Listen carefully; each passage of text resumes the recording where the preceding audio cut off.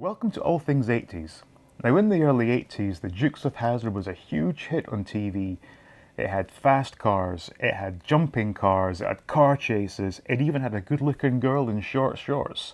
There was something for everybody, and as a result, the Knickerbocker Toy Company got on board and produced some of the most amazing toys from my childhood.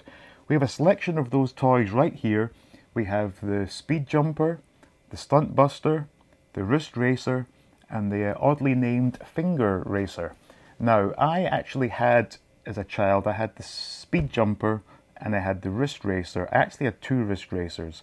I had the General Lee, and I also had Sheriff Roscoe's squad car, which I was unable to find for the sake of this video. So these items I've all found on eBay in the last couple of weeks.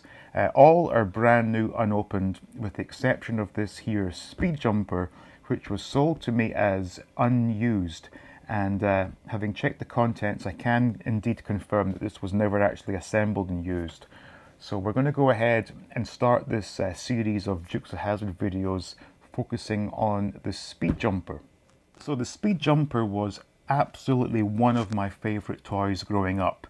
The reason being that it was a car that did jumps, but also did those jumps at a pretty amazing speed, which you know, any young boy likes cars that jump, but cars that go fast is really something that grabs the attention of a young boy. So we're going to go ahead and start opening this. Now, like I said, this one is not brand new sealed, but the contents are indeed new. So anyway, it's a pretty big box, and as you can see, it's got a nice, you know, picture of General Lee doing one of its speed jumps. And as we open this, there are quite a few components involved. Let's go through each one. So first of all, this, I guess you could call it a poster of sorts. It's just sort of depicting the various toys that Knickerbocker offered at the time. In fact, it's all the toys we have right here. So we got, obviously, the main one is the Speed Jumper. It's telling us about the Wrist Racers, the Finger Racers, and the two-speed Stunt Buster.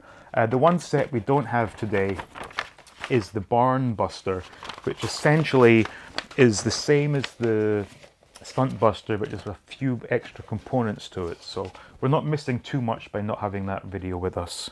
Video? I mean the toy. Anyway, okay. So, first things first. Okay, this is. Now there are two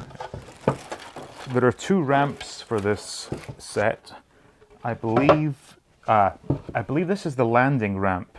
So that would go on one side, and this would be the takeoff ramp. But there is this special component, which is the lead up to the main ramp.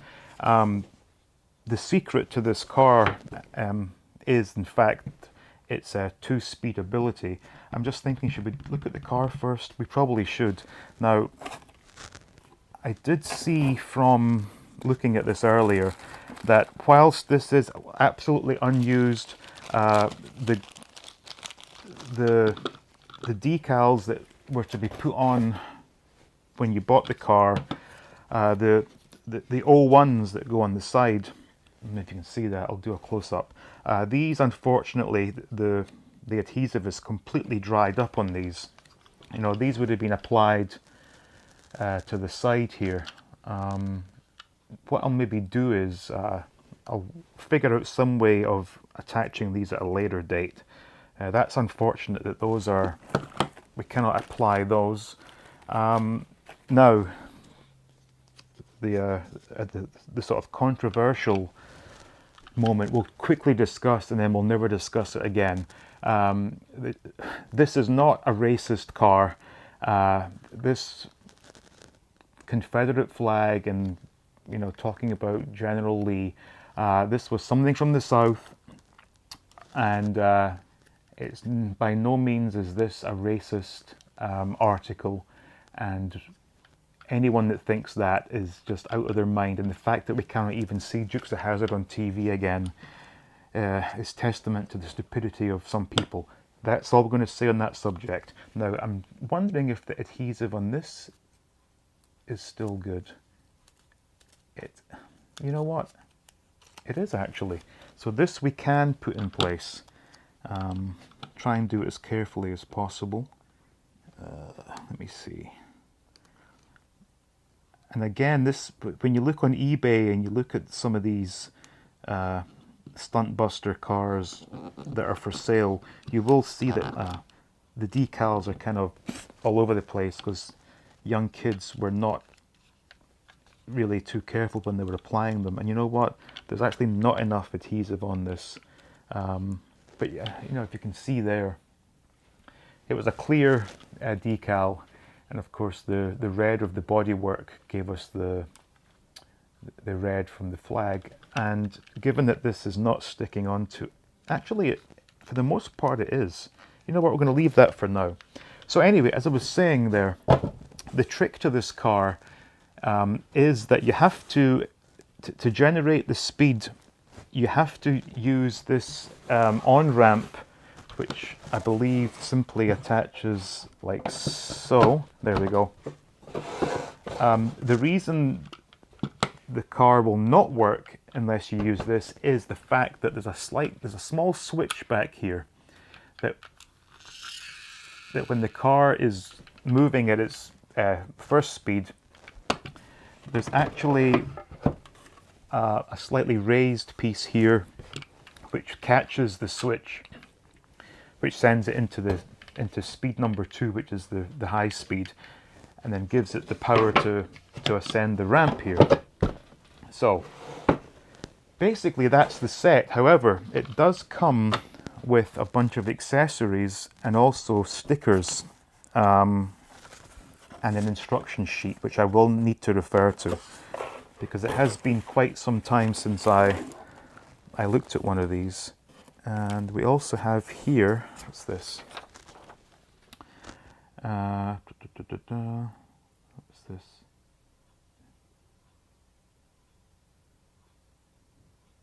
Oh, it's saying here that you can actually get a second car if, in fact, you fill out your name and address and enclose a check or money order for $6.77, which includes 78 cents for postage and handling. And they will send you another car. So for what's that? Close to $7 back in '81 for one of these. I think that might have been quite expensive back then. I don't know. Anyways, okay, we got stickers, we got instructions, and we have components. Now some of these have fallen off, so what we'll do is we'll just go through each one and describe what we have. So, okay, we have a bunch of cones, some of which have actually fallen off. There's one left for me to actually do. So like a typical sort of model kit back in the day, you had to just basically pull off the pegs. There we go. That's the last of those cones. These are the flagpoles, and these were constructed by wrapping these flags around them. And okay, we're going to refer to these instructions. It's all pretty self-explanatory, but you know, me being a bit of a dum-dum, I better follow them. So we got, how many what? We got, what's this? We got these walls to build. Okay, we got male and female parts. Okay, that's pretty straightforward, I think. Just line up the two parts and click them in place, I guess. Let's see. Yeah, that should be the right way. Come to think of it, I think the one I had as a kid had yellow walls. I might be wrong though. What the hell am I doing wrong here? Try a different one. Okay. Male, female, male, female. Wow. Is this squeezing firmly together? There's one. Okay, okay. Wow. Jesus. This is not working out how I thought it would. You know what, just be... God damn.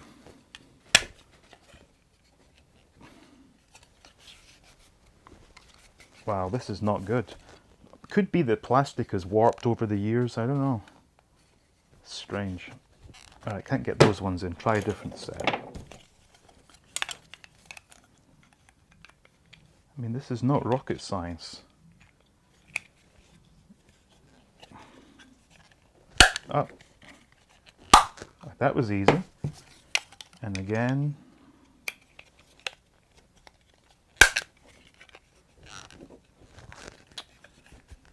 What the hell? Urgh. This is embarrassing.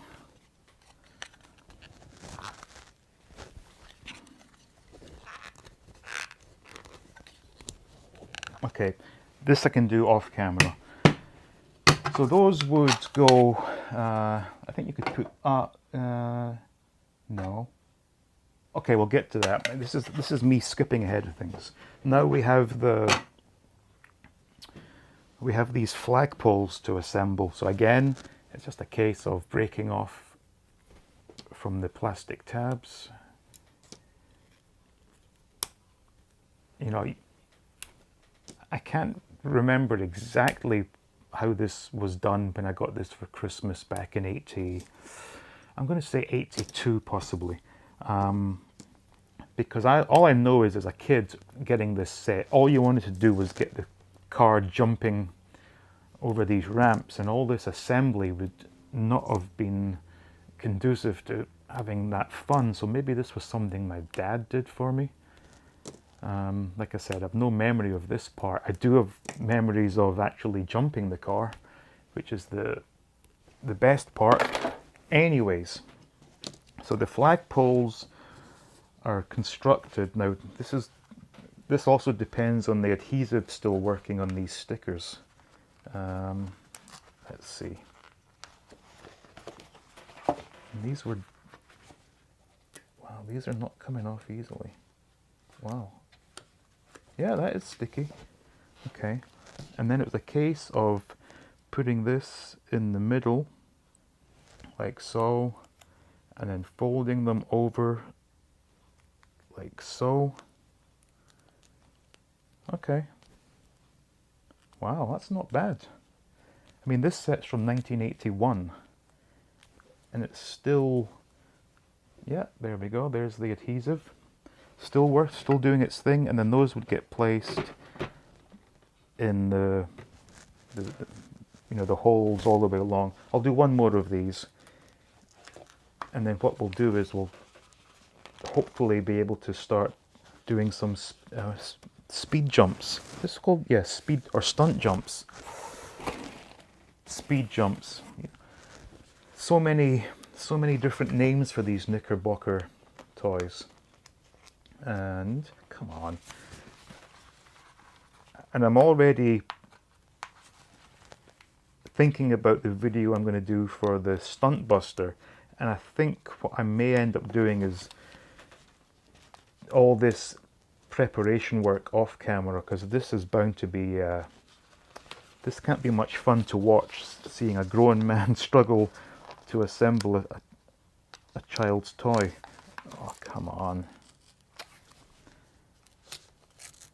Okay, this is bad. Oh man. Okay. This may be a case of the adhesive being too strong, in that it's brought with it some of the backing paper, and I'm not going to be able to get a good, there we go, a good strong bonding between the two pieces. But anyway, okay, get that there. Oh, these are actually quality stickers. They're really, the paper is really thick. And okay, that's as good as we're going to get. Okay, so you get the idea. These would go all the way along the ramp. It was just a nice little decorative effect. So we'll keep these to one side. Now, what else do we have?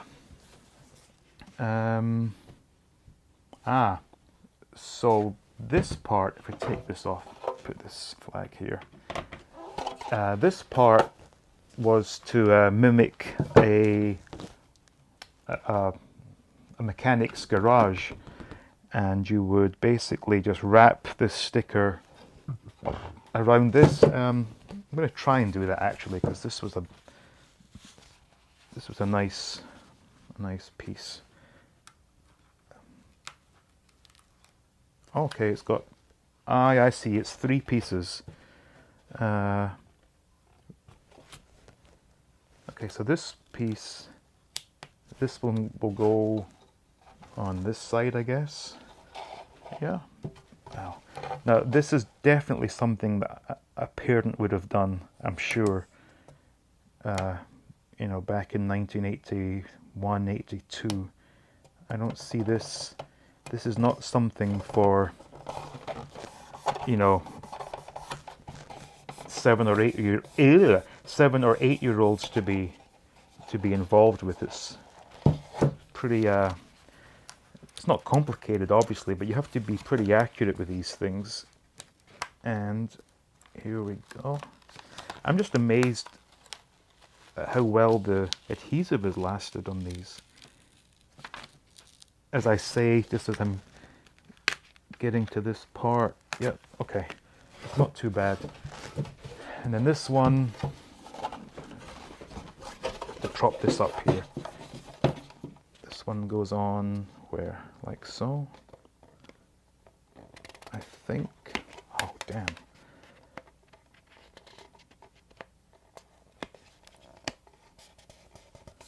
Yeah, that's not bad. Oh, you see that? Like giving the effect of a garage. What was the boy's name? Cooter? Was he a cousin or something? I don't remember. It's been so long since I've seen the show. I'm going to go back and watch it if I can. This one, the last one, to go onto the side here.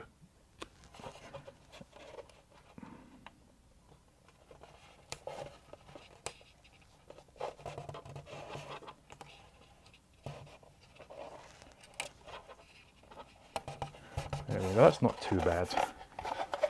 So there, you know, garage, keep out. Other stickers.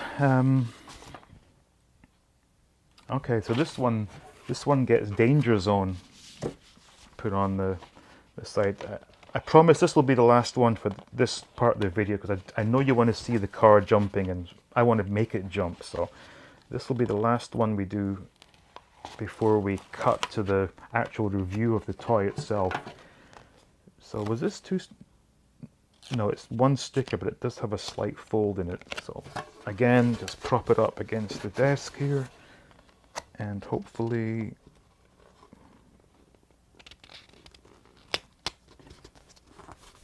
there we go, that was easy. There we go, danger zone. All right, I'm going to finish doing the rest of these stickers, and then we'll get everything set up and do some demos. So we'll be right back. Okay, so now we're back. Everything's assembled. All the stickers are attached, and it's actually a really nice looking playset. It's exactly as I remember it, and it seems there are a number of ways you can use the ramp and these brick walls. You can either just jump the car as it is and through the flags, or you can remove the flags and you can build a wall like so. These stack on top of each other like so, and the car will of course burst through them. For the first run, I'm just going to do it as normal with no walls in the way. And of course, this being a friction car, you have to just, you know, get it up to speed, and it will trundle along slowly, and then once this little tab connects with this switch, it will send it into a top speed and send it flying. So let's give this a quick try.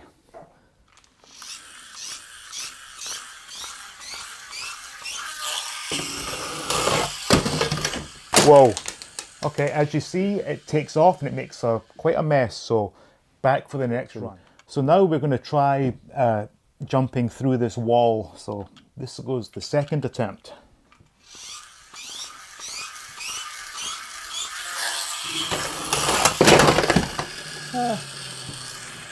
You know, that's all right. And we also have these cones that I guess are, if you're playing with it on the ground, it's more useful. Of course, I'm trying to use this on top of a table here, which probably isn't the best idea, but you know, you get the idea. You can also have the wall assembled on the other ramp, as we're doing right now. And this will be the last attempt at this. I know I'm going to break something eventually, and I don't want to do that because it is a nice piece. So anyway, last one.